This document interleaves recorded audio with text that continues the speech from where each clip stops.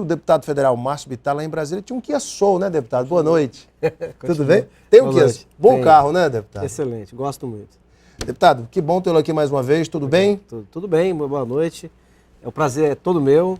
Você sabe a satisfação que eu tenho de vir aqui ao seu programa e poder mais uma vez agradecer, porque eu sei que vou desfrutar de novo de uma audiência imensa que você possui, graças a um trabalho de muita capacidade, de muito tempo que você vem fazendo, e a TV Gazeta. Eu sei que através desse programa eu vou poder me comunicar com milhares de acrianos por todo o canto do estado e por isso eu te agradeço de novo. Deputado, a mesa diretora da Câmara cortou super salários de 1.370 funcionários públicos federais que recebiam acima do teto constitucional, os R$28 mil. Inclusive, o senhor chamou a atenção de ministros do Tribunal de Contas da União que ainda recebem. Tem ministro que recebe R$50 mil, entre pagamentos, entre benefícios, gratificações, incorporações e etc. O que representa para o Brasil algumas atitudes como essas, de corte de salários, enfim, atitudes moralizadoras que tanto a opinião pública tem cobrado do parlamento brasileiro? O que realmente isso significa? Que recado a Câmara está dando? Alan, a minha atuação política, pessoal, ela é marcada pela busca do aperfeiçoamento democrático. Então, por exemplo, quando eu apresentei aqui na Assembleia Legislativa o projeto que acabou com o voto secreto, coisa que o Congresso está tentando até agora, e nós vamos conseguir, mas até agora ainda não conseguimos. Aqui no Acre, em 1999, projeto de minha autoria, primeira Assembleia do Brasil, acabamos com o voto secreto. Quando eu vou para a Câmara como deputado federal, fui eu que propus uma regra que o Aécio Neves adotou, na época o primeiro secretário da Câmara era Severino Cavalcante, adotaram de sortear o gabinete que ficava vago, porque o parlamentar que pedia uma eleição, ele negociava o gabinete com quem entrava, e isso virava e mexia, tinha algumas coisas envolvendo escândalos nessa... Uma imoralidade, uma imoralidade. Então, enfim, a minha atuação vem sendo marcada pela luta para aperfeiçoar a democracia, transparência, para poder aumentar a credibilidade. Eu tive o privilégio, Alan, de me eleger com o Henrique Eduardo Alves, primeiro secretário da Câmara Federal. O Henrique assumiu compromissos por nós e está cumprindo. Aqueles que assumirem a Câmara Federal, Alan, a partir de 2015, assumirão um poder mais altivo. Nós acabamos com o balcão de negócio da emenda. O orçamento impositivo, ele liquida essa possibilidade de que a imprensa nacional, toda a vida, quando tiver uma votação importante, agora vou liberar emenda para a pessoa votar. Acaba com isso, né? E dessa forma, dessa mesma caminhada, o que o Henrique prometeu? Que aquilo que fosse possível economizar é dinheiro público, né? Nós iríamos fazer. E eu, como primeiro secretário, tenho a missão, junto com o diretor-geral da Casa, Sérgio Sampaio, de buscar os mecanismos de economizar o recurso público. Esse assunto do supersalário veio se somar a esse esforço.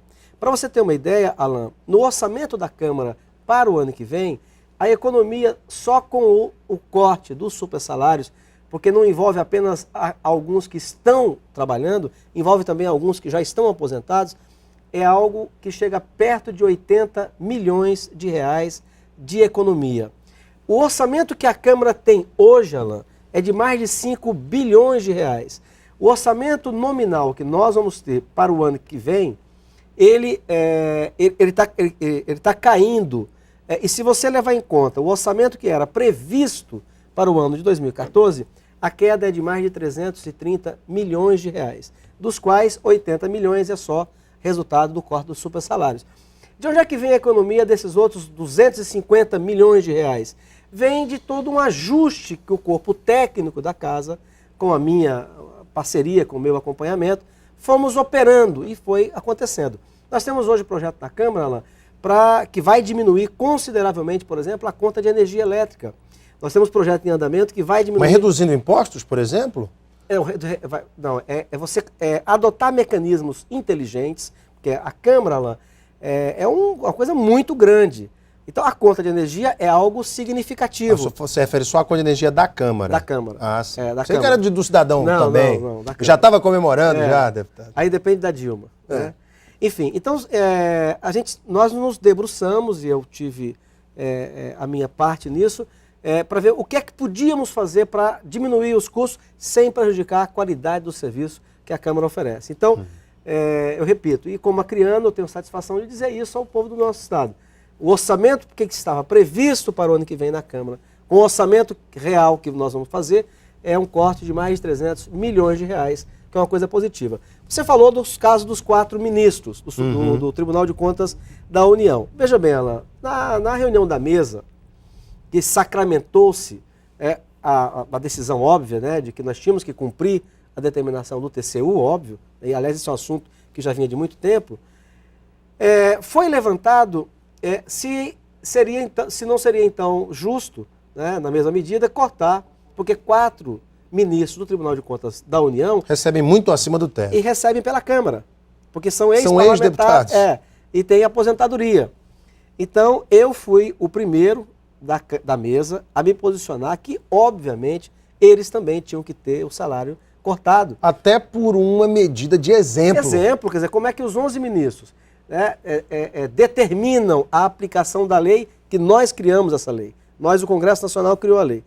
A gente aplica a lei, né, e dentro da própria casa do Poder Legislativo, nós temos o recebimento de aposentadoria de 4 dos 11 ministros do Tribunal de Contas da União, que, somando, ultrapassa o teto de 28 mil reais, não pode. Tem que ser uma medida moralizadora, inclusive daqueles que vão aplicá-la. Deputado, olha, uma coisa muito interessante, e que já que a gente está falando nisso, a gente fala desses altíssimos salários, das ações moralizadoras, e existe uma luta imensa no Acre. Inclusive o Luziel, dos Soldados da Borracha, está aqui acompanhando essa entrevista, que tem elaborado aí um trabalho muito bonito em defesa dos nossos soldados da borracha, de suas famílias. Esse benefício especial da pensão dos soldados da borracha. O projeto da senadora Vanessa Graziotin, do PCdoB do Amazonas, amplia de R$ 1.300 para R$ 4.500. Aquilo que a gente já falou aqui,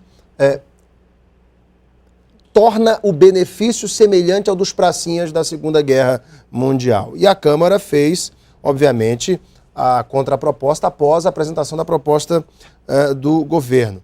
A minha pergunta é, em que pé está isso? Como o governo federal avalia essa situação?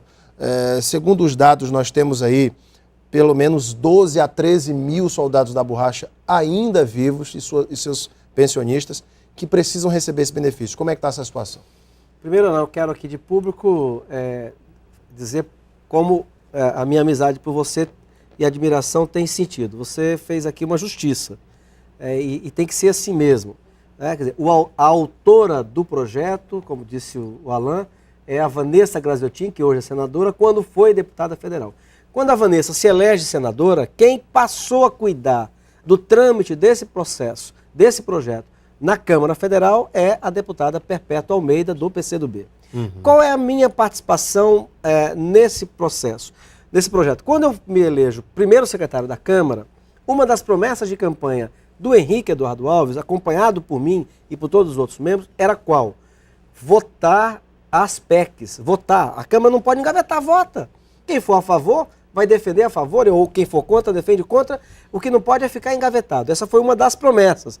Ele tem cumprido várias delas. E eu, como secretário, parceiro dele, venho, qual é o meu papel então? Qual é? É de lembrar ao Henrique, né, desta promessa e de pôr o projeto para votar.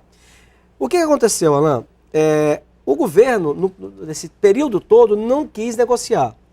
Nesse semestre inteiro, não quis negociar. O governo só aceitava pagar os soldados vivos, né? Não, no começo ele não queria nada, absolutamente nada. O governo era contra a votação. E eu preciso admitir que nesse momento em que o Henrique assume o compromisso e o governo percebeu que o Henrique ia colocar a matéria para votar, como vai colocar a matéria para votar, então o governo se movimentou. E eu reconheço isso, Alain. Eu não tenho dificuldade nenhuma em reconhecer que aí o governo se movimentou e fez, então, uma contraproposta. Ofereceu 50 mil reais para os soldados da borracha, nada para os pensionistas, mas quer desvincular o recebimento do soldado da borracha do salário mínimo. 50 mil reais a título de indenização? De indenização. Para cada um deles? Para cada um deles. A reunião que eu não pude participar com a Ideli Salvati, onde estavam além da Perpétua, Flaviano Melo, Gladson Cameli, enfim, a bancada toda abraça essa causa, avançou para que fosse dado 25 mil para todos, esses 12 mil e poucos soldados da borracha e pensionistas. O que é que eu penso a esse respeito, Alain? Eu acho que o governo que não queria negociar, o governo simplesmente não queria votar a matéria. Exato, não tinha interesse nela. O que é uma maldade, Alain? Porque tem homens de 80 e tantos, 90 e tantos anos. Eles estão acabando. O Luziel, como você citou, que é um agente social e que preside o sindicato, organiza essa luta e que fala para mim constantemente do drama que as pessoas vivem, porque estão morrendo. Quer dizer, o ano passado, há pouco tempo, eram 20 mil, passou para 18, para 16, hoje são 12 mil. Se demorar muito tempo, não tem mais soldado da borracha para receber. Às vezes eu recebo na minha fanpage pessoas dizendo, mas tem meu pai, meu avô cortou e não está na lista e tal. Eu acho que deva ter algumas pessoas que mereciam estar e que não estão, mas esses 12 mil precisam receber. Então qual é a minha opinião, Alain? Nós não temos como não aceitar esse recurso do governo a título de indenização. Seria 25 mil para cada um deles, para todo mundo. Para todo mundo. E o salário permaneceria o mesmo. Agora aí que nós vamos travar uma luta no plenário, porque feito o acordo, o líder do governo, Arlindo Quinalha, do PT, ele então patrocinou esse projeto, já coletamos as assinaturas suficientes e vai para a pauta, está marcado para ser votado dia 5, que é quarta-feira da semana que vem. Então qual é a nossa agora luta? É receber o abono, que é uma indenização abaixo do que eles merecem, sim. Mas alguém que tem 86 anos, Alain, 90 anos de idade... É melhor receber o mais rápido possível. Senão daqui a pouco, talvez no ano que vem, não possa receber mais. Não possa receber mais. E aí, a nossa luta é que não consigam desvincular o recebimento que eles têm hoje do salário mínimo. Por quê? Porque a médio prazo se desvincula o que significa 2 salários mínimos hoje, daqui a pouco tempo não vai significar mais 2 salários mínimos. Então, eu creio que agora é pegar algo que o governo passou a acenar depois da pressão e evitar que o soldado da borracha tenha alguma perda na desvinculação do salário mínimo. Agora, 25 mil reais pode não ser muito para muitas pessoas, para quem é deputado federal, por exemplo, você vive sem isso, mas imagina um homem que tem 96 anos de vida. Quer dizer, qual é o horizonte, qual é a perspectiva de futuro dele? Então, eu acho que a gente tem que aceitar esses 25 mil para todo mundo e, ao mesmo tempo, a luta agora no plenário vai ser para que continue sendo vinculado ao salário mínimo aquilo que eles recebem por mês. Vou dar paradinha para o intervalo e, na volta, vamos falar de outros temas, como violência e também vamos falar de eleições. É daqui a pouco, logo após o intervalo. Até já.